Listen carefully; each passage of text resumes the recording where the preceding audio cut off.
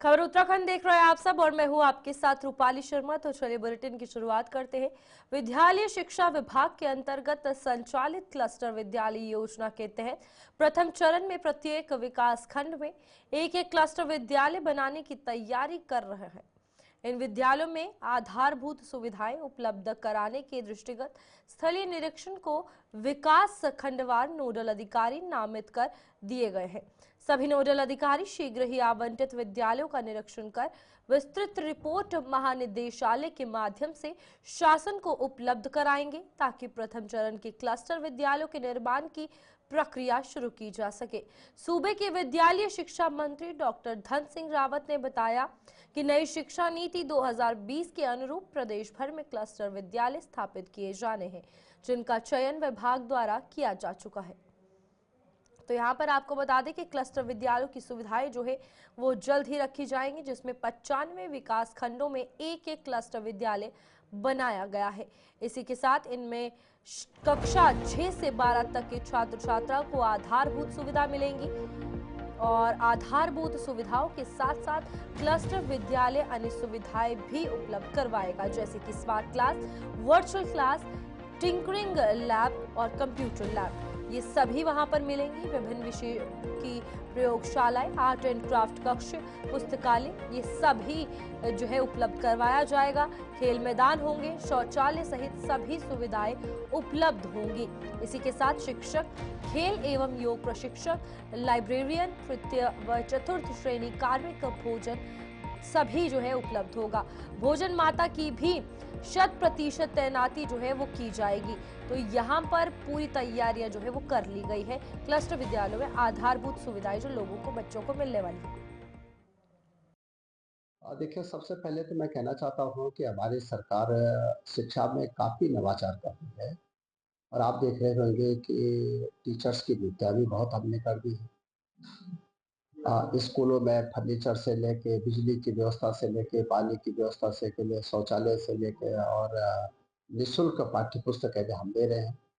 अभी हम पूरे प्रदेश में हर ब्लॉक में क्लस्टर स्कूल बना रहे हैं और हर ब्लॉक में पीएम श्री स्कूल बना रहे हैं। पीएम श्री स्कूलों के लिए भी भारत सरकार ने लगभग 150 करोड़ रुपए से ज़्यादा हमारे राज्य को दे चुके हैं।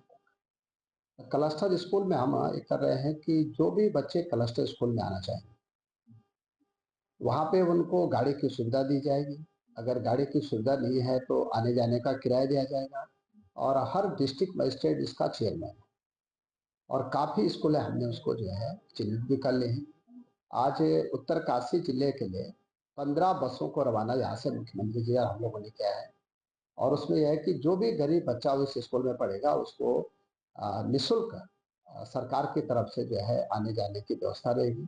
और मुझे लगता है कि अब स्कूलों में जो दिक्कत थी वो अब ऋषिकेश के भानियावाला के बीच सड़क को 4 लेन किया जाना है। करीब 21 किलोमीटर के दायरे में 600 करोड़ रुपए की लागत से चौड़ीकरण कार्य किया जाना है। चौड़ीकरण के दौरान करीब 3300 पेड़ भी कटान की जद में है, जिनका इन दिनों छटाई कार्य चल रहा है। इतनी बड़ी संख्या में पेड़ों के कटान की जद में आने वाले, आपको बता दें, इस पर पर्यावरणविदों व लोगों ने कड़ा आक्रोश जताया है। वहीं प्रदेश के वन मंत्री सुबोध उनियाल से जब इसको लेकर सवाल किया गया तो उन्होंने कहा कि जो ये पेड़ काटे जा रहे हैं उसके बदले में अन्य क्षेत्रों में पेड़ लगाए भी जाएंगे। देखिए, भारत सरकार की एक बहुत स्पष्ट नीति है जमीन को ट्रांसफर करने की। लैंड ट्रांसफर होने पे जितने जमीन ट्रांसफर की जाती है उसके दो क्राइटेरिया है। भारत सरकार का प्रोजेक्ट अगर है तो भारत सरकार के प्रोजेक्ट में जितनी जमीन ट्रांसफर की गई उतनी ही डिग्रेडेड लैंड पर प्लांटेशन करने का प्राविधान है और अगर राज्य सरकार को जमीन गई है तो उतनी ही जमीन भारत सरकार को, फॉरेस्ट डिपार्टमेंट को ट्रांसफर की जाती है। दोनों के अलग अलग मुंह है, लेकिन दोनों में ही जितने पेड़ क्षतिग्रस्त होते हैं उतने प्लांट्स को लगाने का प्राविधान है। केवल क्योंकि देखिए, विकास और इकोलॉजी और इकोनॉमी दोनों में बैलेंस बना करके आगे बढ़ना है। विकास, क्योंकि हमारे विकासशील राज्य है, अभी नया राज्य है, इसको विकसित राज्यों की श्रेणी में जाने के लिए निश्चित रूप से अवस्थापना सुविधाएं भी देनी है। तो अवस्थापना सुविधाओं देने के लिए कहीं कहीं पर पेड़ काटने की नौबत भी आती है। आप देखिए सड़कें जो बनती हैं, सैकड़ों पेड़ करते हैं, लेकिन सड़कों को आम आदमी को सुविधा देना, किसी बेचारे आज 70-75 साल आजादी के बाद भी लोग गांव की सड़क से नहीं जुड़े हैं, उनको भी सड़क आए, ये उनकी भी इच्छा है और सरकार की मंशा भी होती है कि सारे लोगों को।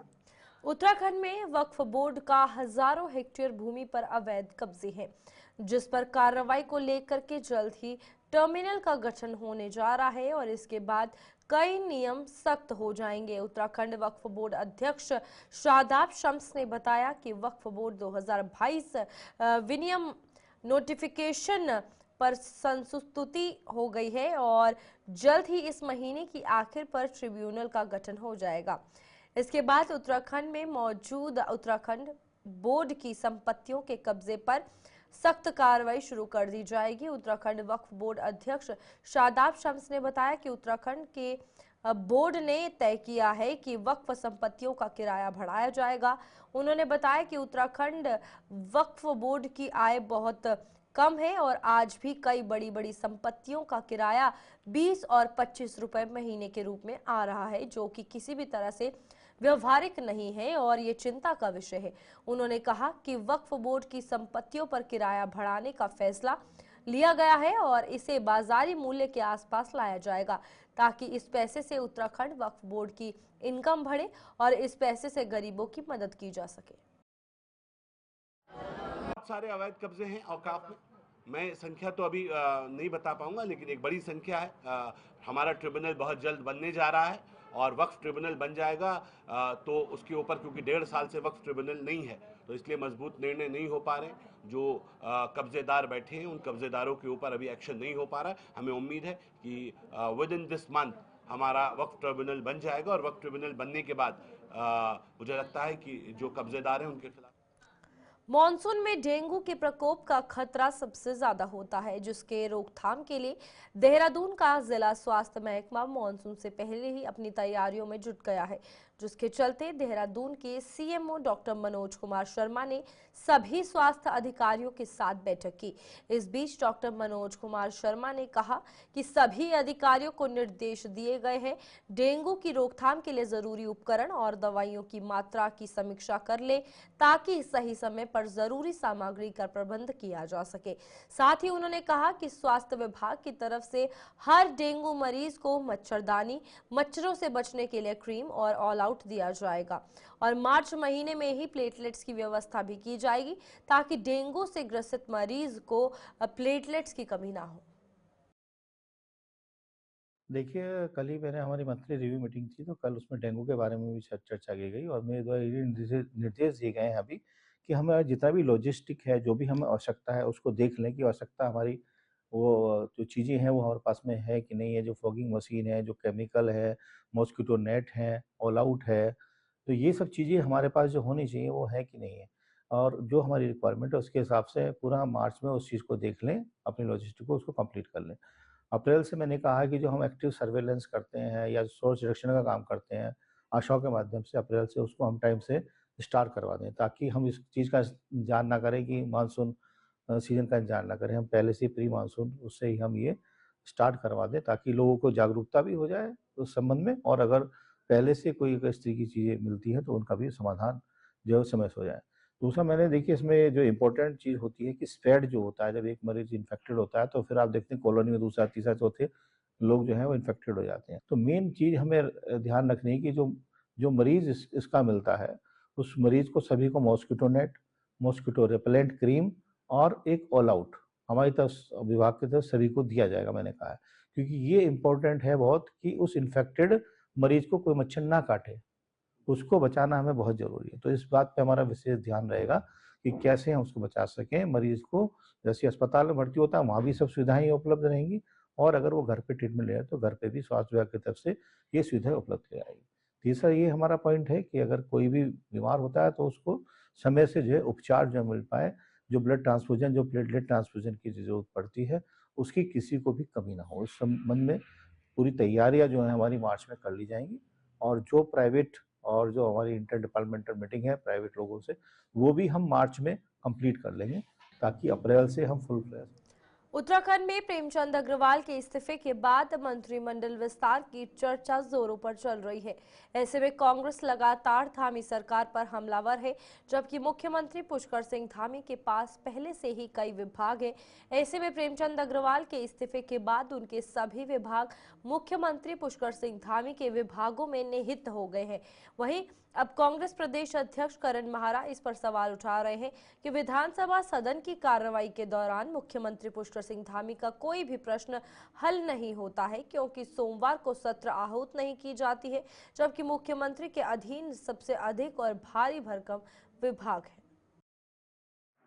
लोगों को आना चाहिए और मेरा ये मानना है कि कैबिनेट में लोगों की कमी होने से सरकार अपनी जो उनका कर्तव्य है उनका डिलीवरी ठीक से नहीं कर पाती है, और जल्दी से जल्दी मंत्रिमंडल में लोगों को लिया जाना चाहिए। वैसे भी सारे विभाग मुख्यमंत्री में निहित हो गए हैं और मुख्यमंत्री के संबंधित विभागों की मैं प्रश्न तक पिछले 4-5 सालों में नहीं हो पाएगी, क्योंकि सोमवार का दिन नियत है और सोमवार के दिन प्रश्नकाल नहीं चलता, क्योंकि कंडोलेंस हो जाती है, कभी कुछ हो जाता है, या फिर सोमवार को सत्र बुलाया ही नहीं जाता। तो इसलिए भी ये जरूरी है कि विभागीय रुद्रपुर में भाजपा पार्षद शिव कुमार गंगवार पर पुलिस ने पॉक्सो एक्ट के तहत मुकदमा दर्ज किया है। हालांकि आरोपी की गिरफ्तारी नहीं हुई है। इसको लेकर कांग्रेस ने सरकार पर हमला बोला है।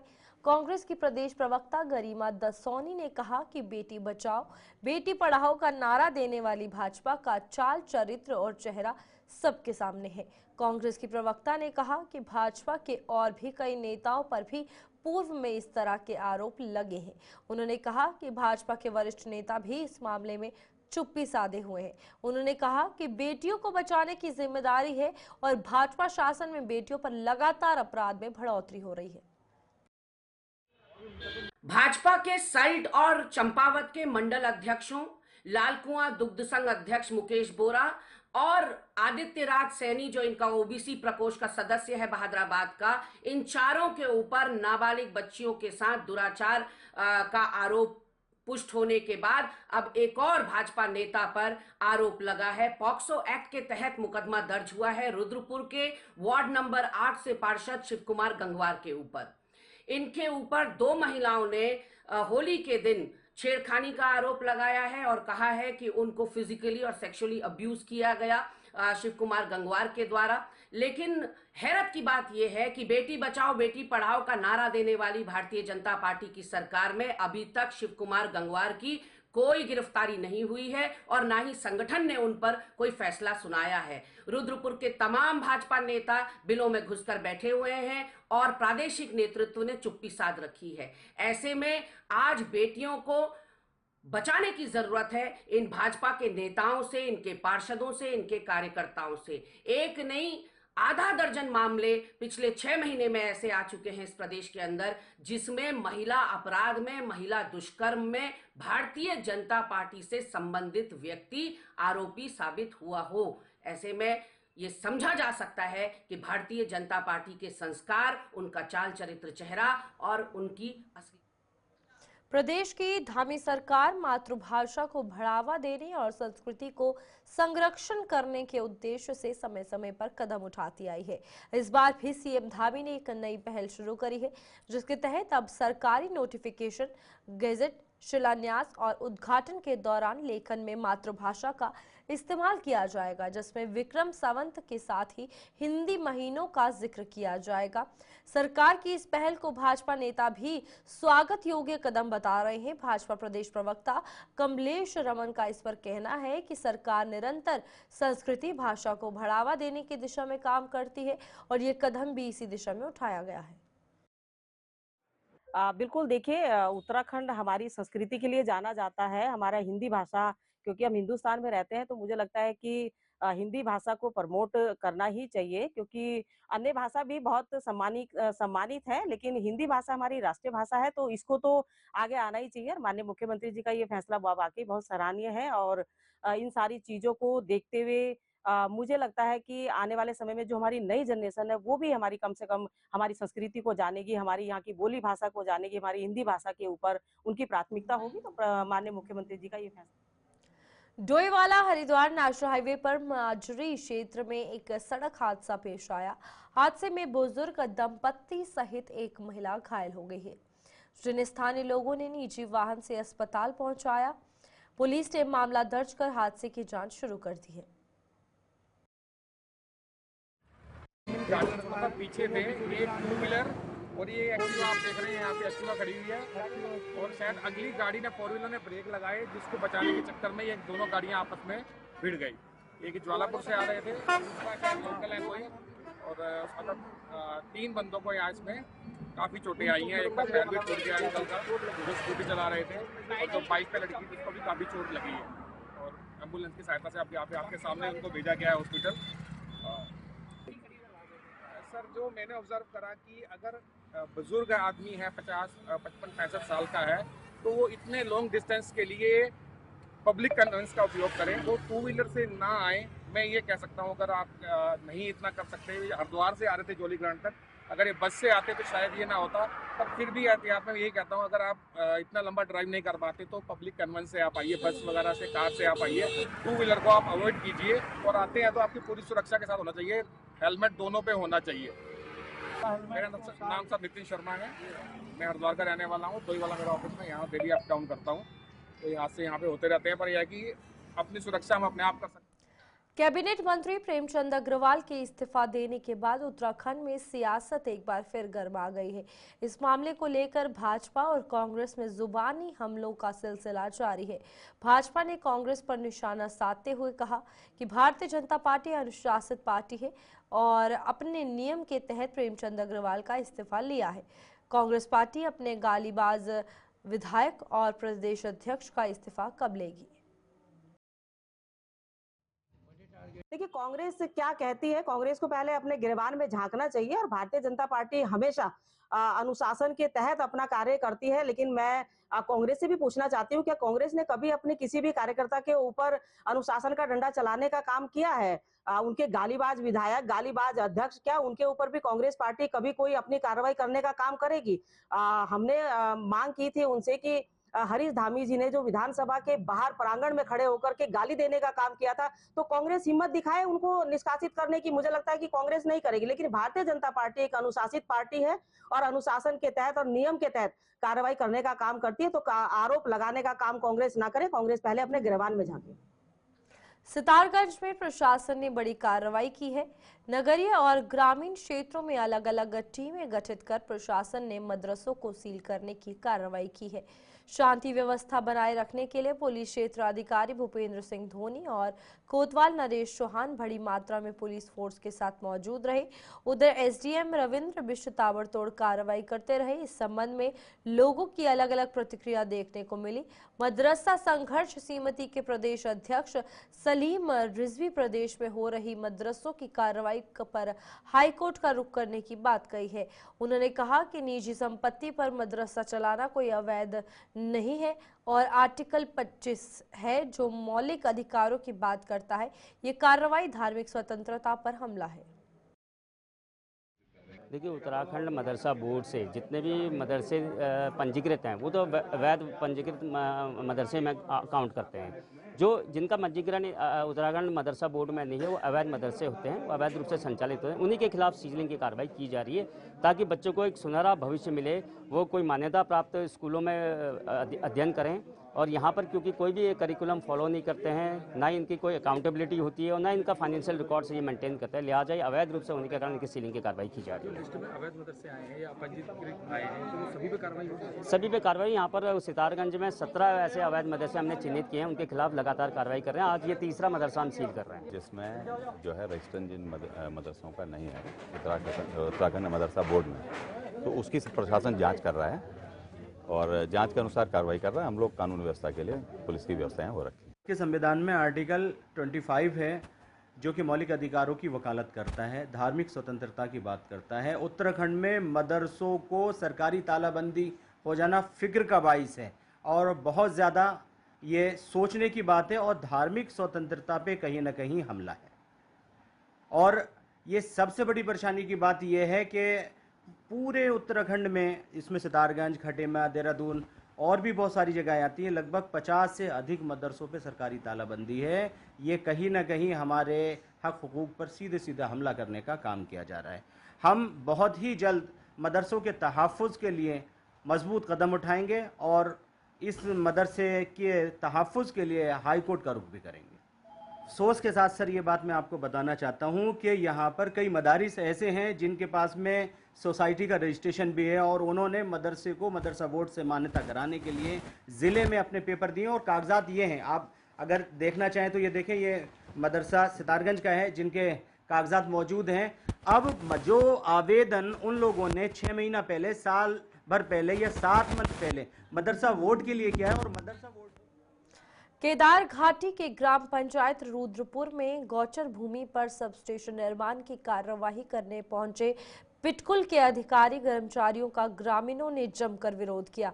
ग्रामीणों ने घंटों सड़क पर जाम लगाकर सरकार और पुलिस प्रशासन का विरोध कर नारेबाजी की। इस दौरान पुलिसकर्मी, प्रशासनिक अधिकारियों और आक्रोशित जनता ने बीच नोकझोंक और धक्का मुक्की देखने मिली।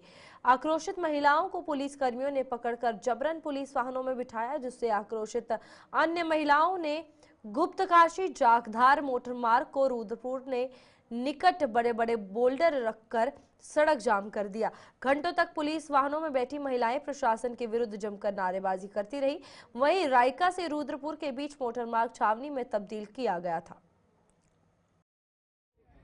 हमको वाटा उठा लेकिन हमर योग गोचार से हम दिन के भर योग गोरु पाड़े ना घास भी काटना, घास भी लाना, सभी खड़ा होना, हमको तो जो नहीं चाहना। ये हमारे बेटी बता जबरदस्त लेकिन यूं हम बटन भी मारे, यूं हम चोटी भी पकड़े, यूं हम चिवड़ी भी फोड़े, यूं हमर मारा भी तोड़ी। हमारा 3 पीढ़ी लड़ी बुनी जमीन था ये लड़ा से नाम किले छुपाना हमर गाय से ये भूख से मरेगी। सरकार तक मेरी आवाज पूछनी चाहिए, मेरी आवाज सरकार से पूछनी चाहिए। सरकार तो हमारी गोचर क्यों उठा रही है? हमारे गांव सब बैठे रहे, कोई आज घर नहीं जाएगा। आज ये हमारी चारी का मामला है, गाय का मामला है। गाँव वासियों सर आ यही रहे, गाँव वासियों आपसे निवेदन है घर कोई न जाए, सब यही रहे।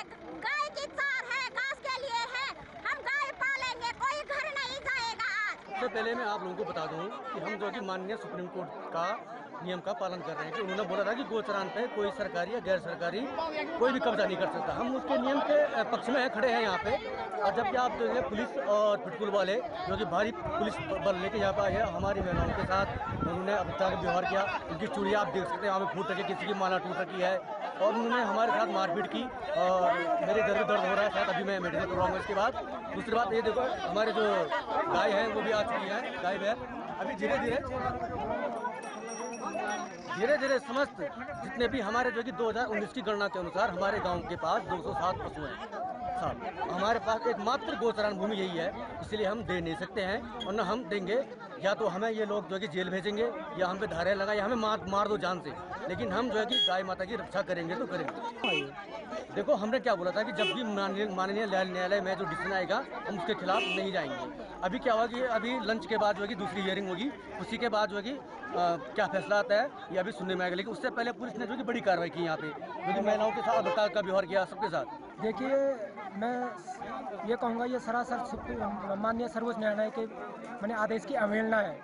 जब माननीय सर्वोच्च न्यायालय का आदेश है, सख्त आदेश है कि किसी भी गोचरान भूमि का अधिग्रहण नहीं होगा, तो क्यों जबरदस्ती शासन प्रशासन इस हमारी ये एकमात्र छोटी सी गोचरान भूमि की अधिग्रहण कर रहे हैं। एकमात्र यही हमारे पास गोचरान छोटी भूमि है जिसमें लोग अपनी गायों के लिए चारा पत्ती का मैंने प्रबंध करते हैं। अगर यही नहीं रहेंगी तो गाय नहीं रहेगी, गाय नहीं रहेगी तो हम काय के हिंदू हुए फिर। तो मेरा मैंने यही है सब लोगों के कि इस आंदोलन में बढ़ चढ़ के हिस्सा लें। गाय माता को बचाने के लिए मैंने सब लोग आगे आए। ठीक है, प्रशासन करे।